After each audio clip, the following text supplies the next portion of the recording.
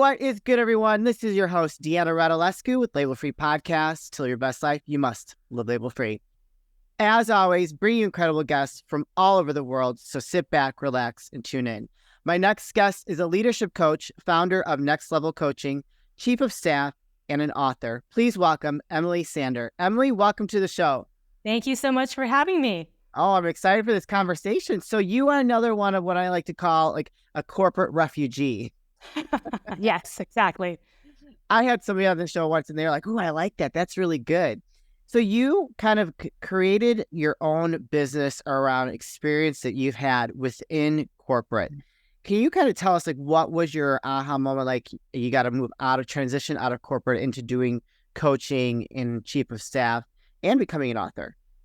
Yes. So there was a period of time where I was career focused, running on the hamster wheel. I like to say the corporate hamster wheel. I was very good at it. I ran very fast and very hard and got pretty far. But at some point I looked around and I was like, is this it? You know, that question. And I was like, let me shove that away because I don't want to answer that. I don't like the answer. But it was kind of that sensation when you're driving somewhere and you get there and you're like, how did I get here? Yeah. And you know you were there because you were driving, but you don't remember it. And I thought, you know, I could easily do this for another 2-3 decades and have my life fly by. And so I took time to reflect and said, let me pump the brakes here. Yeah. What do I enjoy most about all the companies and at all the roles that I've been in? And it was the coaching aspect, you know, the mentorship, the management, the leadership aspect. And I said, okay, if I can wake up and do just that all day long, I would be, you know, I wouldn't work a day in my life and I would be serving people and contributing. And so once I put those together, I was like off to the races. I love that, serving people. I think that we all have this need to serve others and to make a positive impact. Do you feel that your experience in corporate set you up for success into starting your coaching business? Oh, for sure. And I love my corporate career and I had a great time there. I learned so much just about markets and industries and business, and I met so many cool people. But absolutely, I coach early executives in business and career transition. I coach chiefs of staff, so certainly my background in corporate world helps. Yeah. What is the difference by coaching someone in like chief of staff versus like someone who's not? Yeah, so chief of staff is kind of one of those people have heard about it, but they're not quite sure what it is. So maybe you've heard about it with the president of the United States. They have a chief of staff. Oh, yeah. In business, it's kind of like there's a couple analogies I use. It's the Swiss Army knife of the leadership team. It's the SWAT team member you send in. And it's basically you can do anything from giving the CEO a shoulder to cry on and then also smacking them upside the head with the figurative 2x4 when they need it. So you're basically the right-hand partner to the CEO and strategic advisor to the executive leadership team. So no one chief of staff is the same as another, and it just depends on the company stage, the makeup of the leadership team, but you're basically making sure the CEO and leadership team are focused on the top priorities. Sure. And then you help translate those decisions about the top priorities into the actual tactical execution in the business. Ooh, tactical execution. So that's a very real integral part. What type of organizations or businesses would have a chief of staff? Yes, so I can make an argument for all organizations. I would say if you're literally just starting where you have like 2 or 3 people, you probably don't need a chief of staff at that point. However, if you get to 5, 10, you are at the point where you're having to coordinate a whole bunch and probably prep yourself for the next level of growth, in which case a chief of staff can be very helpful. So a chief of staff in a smaller company like that often serves as the COO as well. So you kind of have a dual role. They do the operations. And then once you get to a point where you need an actual COO, the chief of staff can help hire that person. So that's helpful there. In, for instance, like Microsoft or Amazon or big companies like that, multinational, chief of staff looks very, very different. You're traveling, you're going to satellite offices, you're getting, culture pulses on the ground, reporting back to leadership, et cetera, et cetera. And you might have several chiefs of staff in that type of organization. So that's actually kind of a very diverse role then. Absolutely. I had a lot of fun with it. Yeah. because it was dynamic. I was never bored. I was pretty much doing something completely different every 6 months, and I liked that, and it pushed me to learn about parts of the business. Like I ran the marketing team for a while, so corporate marketing, product marketing. I got our benefit renewal plan all done. I knew nothing about that going in. We hired a level of middle managers, and so I had done that before, but we created the role. We hired 4 people internally. They had never managed someone before, so we got a training program for them. So all of those types of things were just fun. Wow.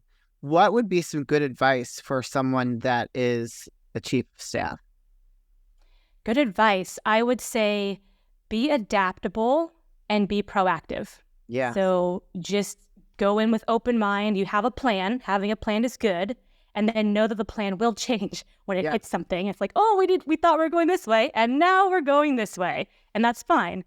And I would also say be proactive. So the biggest thing that I coach chiefs of staff on are don't wait for permission. Just go and beg for forgiveness if you have to. But most people are going to say, oh, thank you, Emily, for like just making that happen. So just tee stuff up for your principal. That's typically the CEO. And just tee stuff up, make stuff happen. And you're doing your job when no one knows you're doing your job, which is kind of counterintuitive. But when you just make the trains run on time, get the underlying structure of the business to a point where everything's good to go, then you're doing your job. I love that. So tell us when Next Level Coaching was born and why it was born. Yes. So, I mean, it's been in business for 5-6 years now. Oh, wow. And I was doing the coaching and my corporate job in parallel for a number of years. So I was coaching, nights and weekends and things like that. And about just over a year ago, I flipped over to coaching full time. And I was like, that was the time to do this. And I set myself up so I could do it for a year. And then I would have to get some traction to continue to do it. But all of those things happen. So I love it. It's one of the best decisions I've made.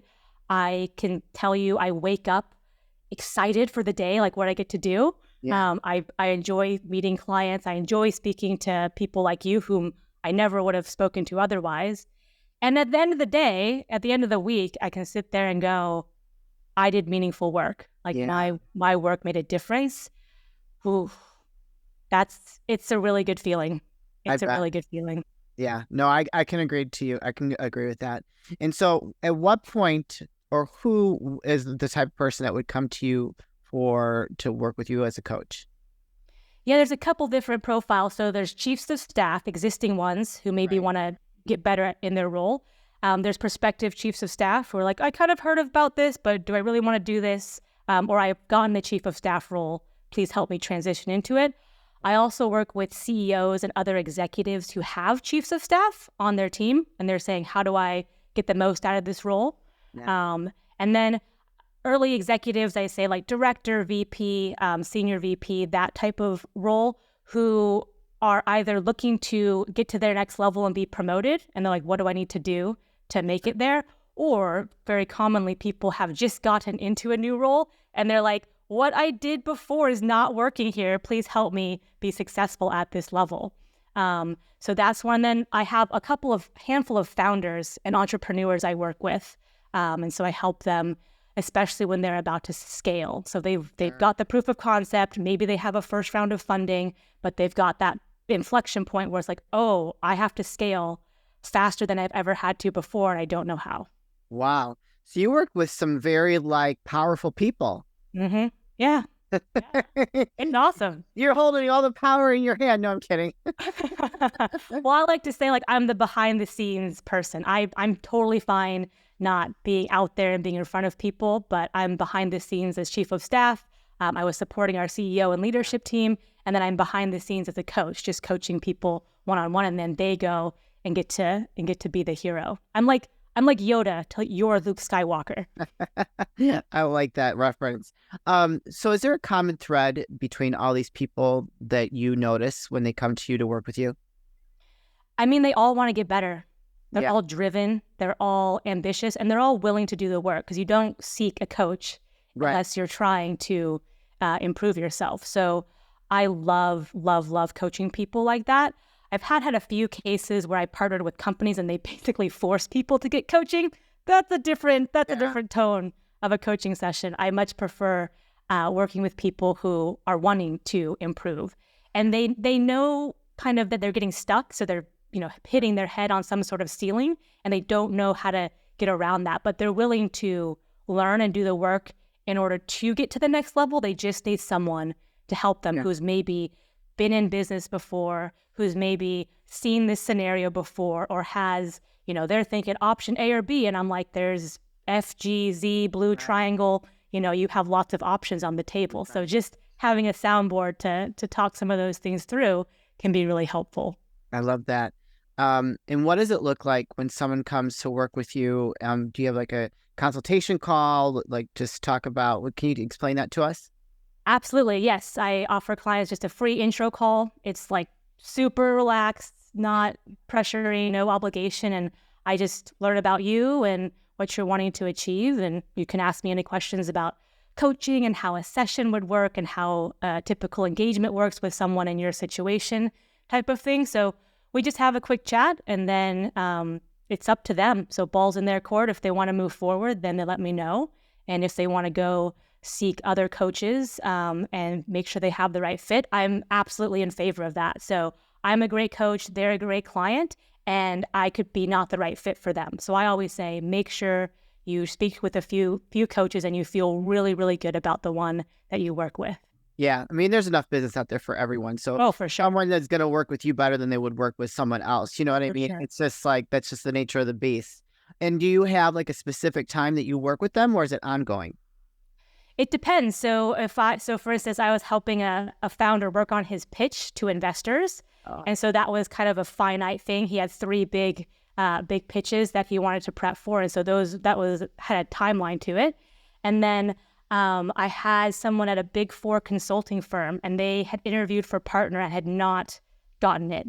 And so she had an opportunity to interview again a year later. And so when she engaged me, we had 9 months to prep her for that. So there's like time-bound engagements like that. And then I also have ongoing, hey, you're moving into a chief of staff role. It's a brand new role of the company. You're the first chief of staff ever, and everyone's getting used to it.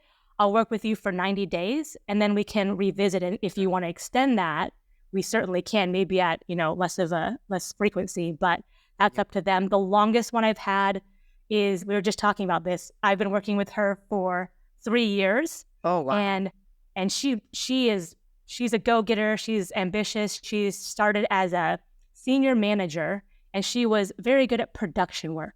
Okay. So operational doer, like hand stuff to her, it gets done. Yeah. And she wanted to be a strategic thinker, more of a strategic leader. And so now she's a senior vice president, and the things she's doing, and yeah, good for her, the thing that she's doing and the things that she's worrying about are so much different. So we were reflecting back like, hey, let's remember the stuff you used to worry about and the stuff that used to be a big deal is like a shoulder shrug now. Yeah. So she's come a long way. That says a lot to like your ability to coach her to that next level. Yeah. Hence, next level coaching. There we go. I love it. So you're also an author. Yes. Can you tell us about your book? Yes. So I have 2 books. The first one was Hacking Executive Leadership, and that just has a whole bunch of frameworks that people can use. So I was seeing a whole bunch of things work for people over and over again in corporate and in coaching. And during COVID, I was like, let me write some of this down, because I had a lot of time during lockdown. Yeah, we all. And I was going a little bit batty, so I had to do something with that time. So I did Hacking Executive Leadership, and then my latest book is an insider's perspective on the chief of staff. So it's all about what that role is, how to be an effective chief of staff, how to use one if you're a CEO. And then I've gotten really good feedback on, there's some tactical and practical pieces on like how to run meetings, kind of what questions to ask for a new team, how to prioritize things. All of that's kind of in the back half of the book. And people who contacted me said like, this was awesome. Like, thank you so much for this part right here. And I was like, cool. I could have used that book when I was vice president of key accounts and business operations. That would have been good for me. Dang it. I'm no longer in that role. Okay, I'm good. Been there, done that. We've moved on.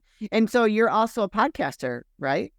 I am. So I just started this year, so I'm still getting my feet under me, but yes, it's been great. I did a whole bunch of podcast guest spots for my first book, and people kept asking me like, "Oh, like can I be on your podcast?" And I was like, "You can if I make one." Yeah. But enough people asked me, I was like, maybe I should do one. And so I started one, and I've had some tremendous guests on there who I spoke with a neurosurgeon yesterday, wow. and I was like, no way would I ever speak to you. But he was just so interesting, and he had written a novel, and he was sharing that with people and sharing how to prevent burnout. And I was like, well, that's pretty much universal. So come talk to me about that. But yeah, it's been a lot of fun and fantastic. What's the name of your podcast? Leveraging Leadership. I love that. Very cool. Now, where can people find you, connect with you, learn about your coaching, buy your books, and your podcast? Certainly. The best place to go for all of that is my website. So it's www.nextlevel.coach. So next level, all one word, .coach. And you've got links to my books there. You've got links to my podcast. I have some free resources people can download. And then if you or anyone is interested in leadership coaching, then you can ping me directly there as well. Excellent. You guys will put that link in the show notes, so don't hesitate to reach out to Emily if you connect with her, think that book can be useful for you or someone that you know, or are wanting to listen to her podcast and learning a little bit more about leadership and just getting some tips there. She would be lovely to work with, I am sure. So go ahead and click that link and reach out to her, and I'm sure she'd be happy to have a conversation. Emily, this is the part of the show where I like to ask for last words of wisdom or advice. What would you like to leave with us today? Yeah, I have two quotes that I like to go to. So one is small wins add up faster than you think. So get your daily win, like make it easy, bite-sized chunk, but small wins over and over again, they add up faster than you think. Oh, yeah. And the other one is around failing in the right way, so failing up. And people who are going places have to fail. And the quote I like about this is, successful people fail more times than others even try. And that's what makes them elite. Yeah,